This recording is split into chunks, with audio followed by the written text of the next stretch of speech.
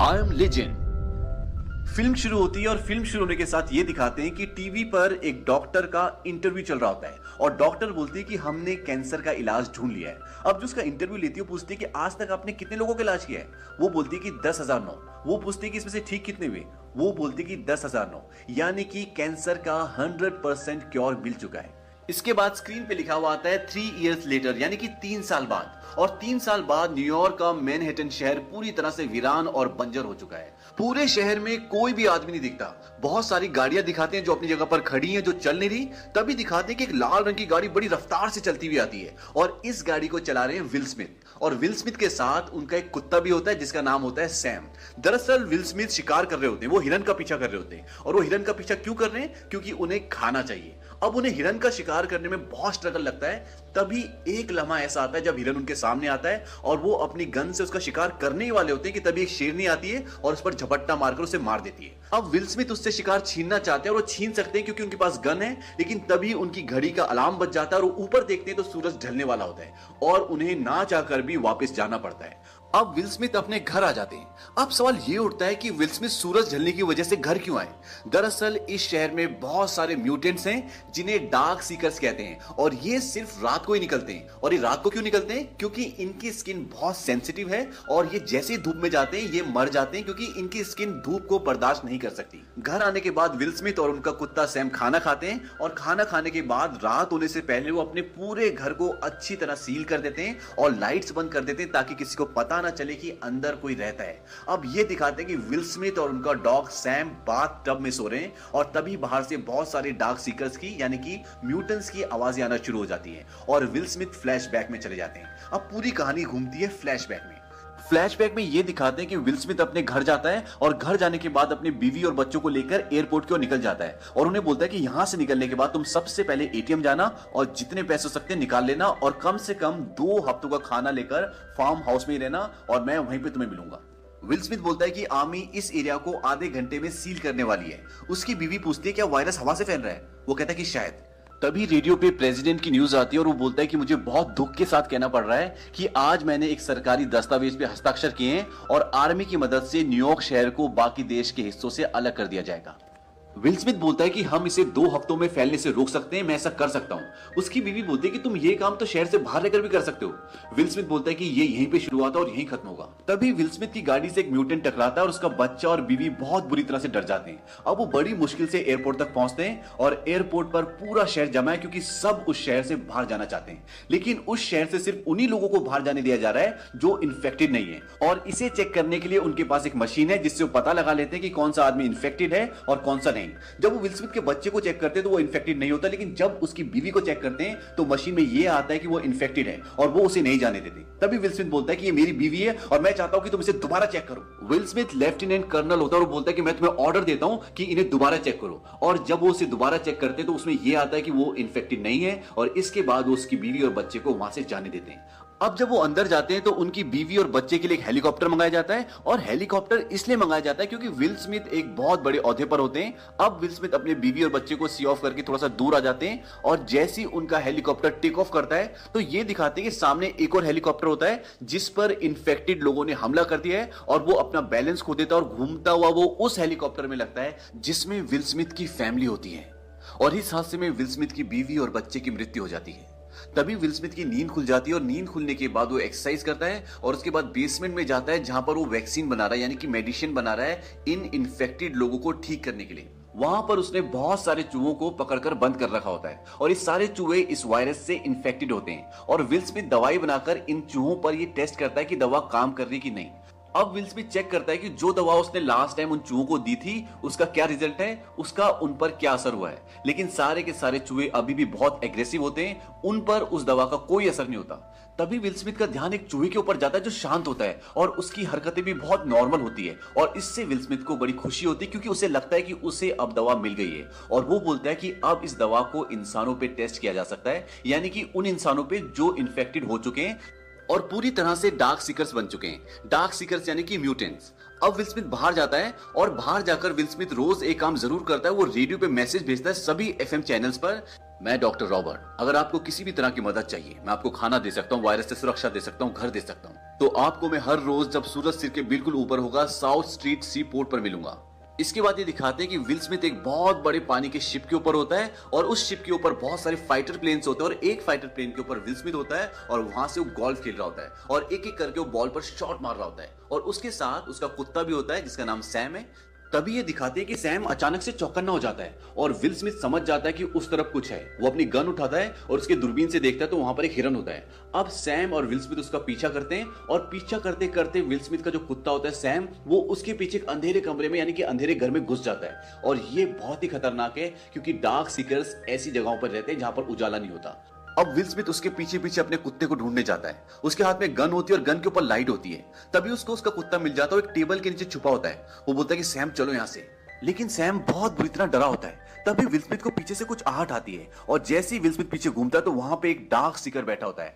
इससे पहले कि वो डार्क सीकर विल स्मिथ के ऊपर अटैक करता, विल स्मिथ उसे गोलियां मार देता और वहां से भागना शुरू कर देता है और उसके पीछे उसका कुत्ता भी भागना शुरू कर देता है और पीछे से म्यूटेंट्स आ रहे हैं यानी कि डार्क सीकर्स आ रहे हैं। और जैसे एक डार्क सीकर विल स्मिथ के कंधे पर बैठता है, उसे काटने ही वाला होता है कि विल स्मिथ फर्स्ट फ्लोर से शीशा तोड़कर कूद जाता है और जैसे ही वो लाइट के संपर्क में आता है वो मर जाता है। अब विल स्मिथ को पता है कि इसके अंदर डार्क सीकर्स हैं और उसे एक डार्क सीकर चाहिए ताकि वो अपनी रिसर्च को पूरी कर सके, जो उसने दवाई बनाई है वो उन पे टेस्ट कर सके। अब विल स्मिथ वहां पर एक फंदा लगाता है और अपने कुत्ते को गाड़ी में छोड़ने के लिए जाता है और उससे बोलता है कि तुम्हें यहीं पे रहना होगा, तुम्हें इन्फेक्शन का खतरा है लेकिन मुझे नहीं। विल स्मिथ को खतरा क्यों नहीं है? क्योंकि वो इन्फेक्शन से बचने के लिए दवाई लेता है। अब कुछ देर बाद उसके फंदे में एक म्यूटेंट, एक डार्क सीकर फंस जाता है और वो बहुत चिल्ला रहा होता है। तभी वो उस पर एक जोरदार प्रहार करता है और वो शांत हो जाता है और उसी वक्त खिड़की पर एक म्यूटेंट आता है और वो विल स्मिथ पर जोर से चिल्लाता है, बहुत गुस्सा करता है। अब विल स्मिथ उस म्यूटेंट को पकड़कर अपनी लैब में ले जाता है और उस पर वही दवा यूज करता है जो उसने उस चूहे पे की थी जो शांत हो गया होता है। विल स्मिथ देखता है कि इस म्यूटेंट की बॉडी पर एक बटरफ्लाई का टैटू भी बना होता है और इसकी सांसें बहुत तेज चल रही होती है, लेकिन दवा देने के बाद उसकी सांसें धीरे धीरे कम होना शुरू हो जाती है यानी कि उसका हार्ट रेट धीरे धीरे नॉर्मल होना शुरू हो जाता है। और विल स्मिथ को एक उम्मीद जागती है कि शायद दवा ने काम करना शुरू कर दिया है। लेकिन तभी वो म्यूटेंट उठती है और जोर जोर से चिल्लाने लगती है और बेहोश हो जाती है और विल स्मिथ की सारी उम्मीदें टूट जाती हैं। अब विल स्मिथ बताता है कि मेरे ब्लड टेस्ट से ये पता चलता है कि हवा और स्पर्श से फैलने वाले इन्फेक्शन से मैं अभी तक बचा हुआ हूं, पर कुत्तों को ये इन्फेक्शन उनके काटे जाने से हो सकता है। वो बताता है कि अभी भी रिसर्च जारी है और हम टेस्ट कर रहे हैं, जो दवा मेरे शरीर में मुझ पे काम करती है वो मरीज पे काम नहीं करती। इससे ये पता चलता है कि विल स्मिथ के पास वो दवा तो है जिससे इन्फेक्शन से बचा जा सकता है, लेकिन उसके पास वो दवा नहीं है जिससे वो इन्फेक्टेड लोगों को ठीक कर सकता है। इसीलिए वो रिसर्च कर रहा होता है ताकि जितने भी म्यूटेंट बने, जितने भी डार्क सीकर्स बन चुके हैं, वो उन सबको ठीक कर पाए। वो बताता है कि आज एक अजीब सी बात हुई, जब मैं इस म्यूटेंट को पकड़ रहा था तब एक दूसरा म्यूटेंट रोशनी में आ गया।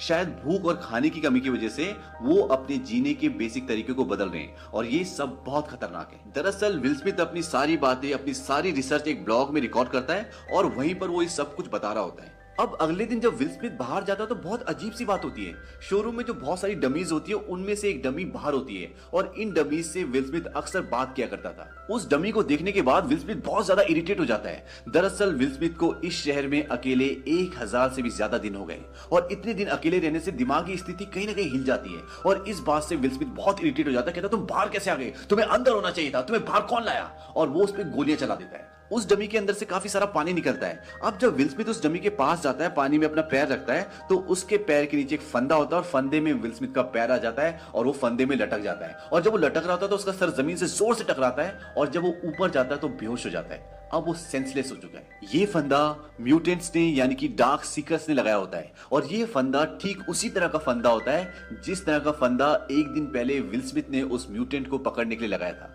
अब विल स्मिथ की घड़ी का अलार्म बजना शुरू हो जाता है और उसे होश आता है। वो देखता है कि नीचे सैम, उसका कुत्ता, भौंक रहा होता है और अब शाम होने वाली है। वो अपनी जेब से चाकू निकालता है, अपनी रस्सी काटता है और नीचे गिरता है और जब वो नीचे गिरता है तो उसका चाकू उसी के पैर में घुस जाता है। अब विल स्मिथ जब घिसटता हुआ अपनी कार की तरफ जाता है तभी 2 कुत्तों की भौंकने की आवाज आती है और सामने अंधेरे में एक म्यूटेंट होता है और ये वही म्यूटेंट होता है जो एक दिन पहले उजाले में आ गया था। वो अपने दोनों कुत्तों को छोड़ देता है और वो दोनों कुत्ते विल स्मिथ पर और उसके कुत्ते पे अटैक कर देते हैं। हालांकि विल स्मिथ उन दोनों कुत्तों को मार देता है लेकिन वो मरने से पहले विल स्मिथ के कुत्ते सैम को काट लेते हैं और अब उसे भी इन्फेक्शन फैल चुका है। अब विल स्मिथ अपने कुत्ते को अपने घर लेकर आता है और उसे दवा देता है, लेकिन उस पर दवा का कोई असर नहीं होता और विल स्मिथ उसे अपनी गोद में लिटाकर उसका मुंह दबाकर उसे मार देता है। यह लम्हा विल स्मिथ के लिए बहुत दर्दनाक होता है क्योंकि सैम को उसने बचपन से पाला था और इस शहर में सैम के अलावा उसका कोई भी नहीं था।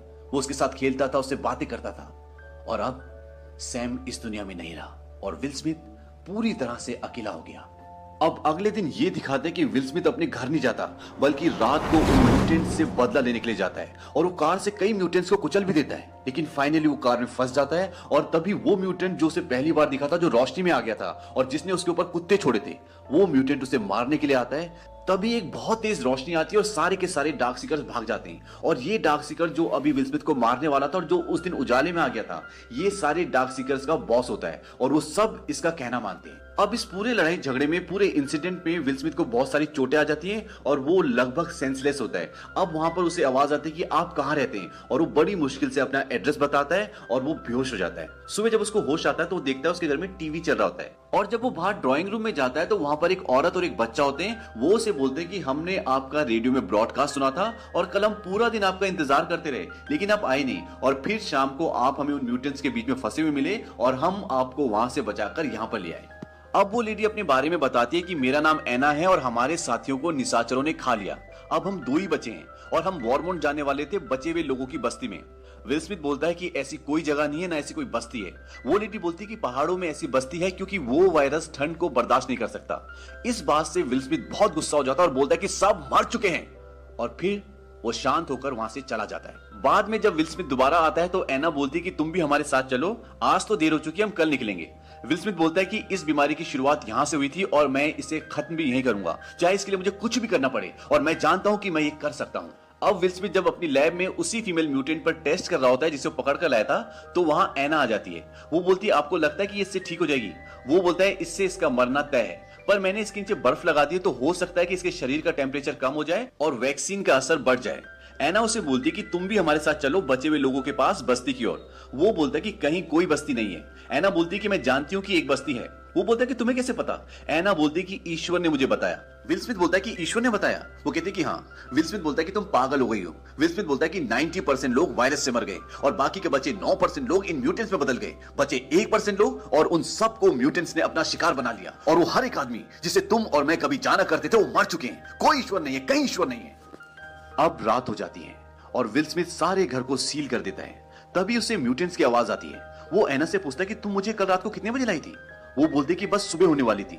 विल स्मिथ बोलता है कि उन्होंने हमें ढूंढ लिया, वो हमारे घर तक आ गए। अब विल स्मिथ ने घर के चारों तरफ काफी सारे विस्फोटक लगाए होते हैं और वो उन सबको ब्लास्ट कर देता है, जिसमें काफी सारे म्यूटेंट्स मर जाते हैं, लेकिन फिर भी बहुत सारे म्यूटेंट्स उसके घर में घुस जाते हैं। और एक ऐसा पल आता है जब एक म्यूटेंट विल स्मिथ को मारने वाला होता है कि उसके हाथ में एक गन आ जाती है और वो बच जाता है। अब वो लैब में चले जाते हैं। वहां जाकर देखते हैं कि जिस म्यूटेंट पे वो टेस्ट कर रहा था वो ठीक हो रही है, यानी उन्हें इलाज मिल गया। पर तभी वहां बहुत सारे म्यूटेंट्स आ जाते हैं। विल स्मिथ शीशे का दरवाजा बंद कर देता है, जो कि बुलेट प्रूफ है, यानी कि बहुत मजबूत है।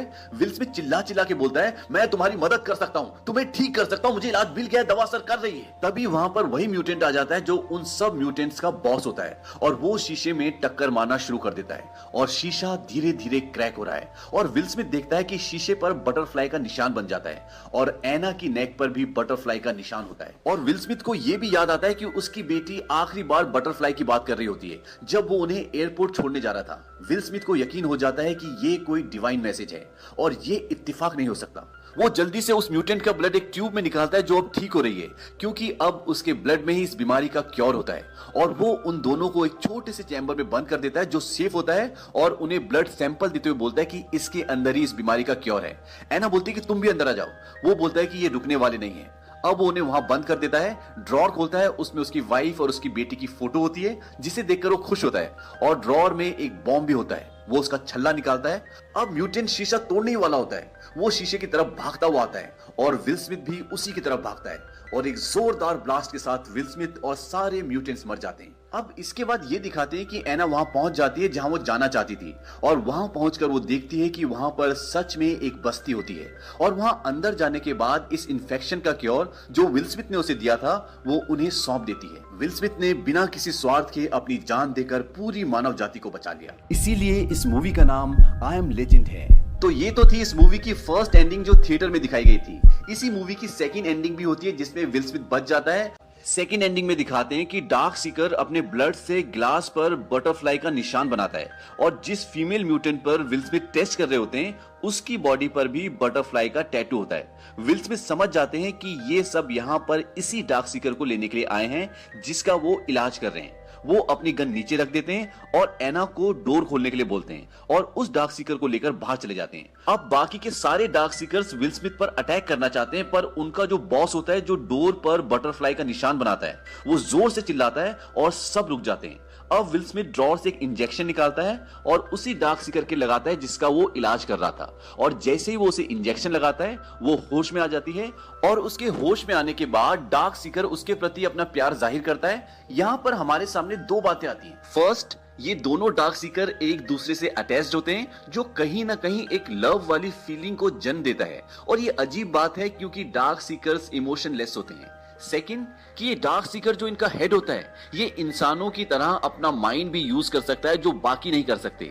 तभी वो विल स्मिथ के लिए ठीक वैसा ही ट्रैप बनाता है जैसा विल स्मिथ ने उनके लिए बनाया था और विल स्मिथ उसमें फंस जाता है। अब जब विल स्मिथ ने उस डार्क सीकर को वापस कर दिया है तो वो सब उन सब को छोड़कर चले जाते हैं। अगली सुबह ये दिखाते हैं कि विल स्मिथ, एना और उसका बेटा गाड़ी में वर्मोंट की तरफ जा रहे हैं और अब उनके पास इस बीमारी का इलाज भी है और एना रेडियो पर एक मैसेज भी करती है कि मैं डॉक्टर रॉबर्ट नेविल और अपने बेटे के साथ वर्मोंट की तरफ जा रही हूं।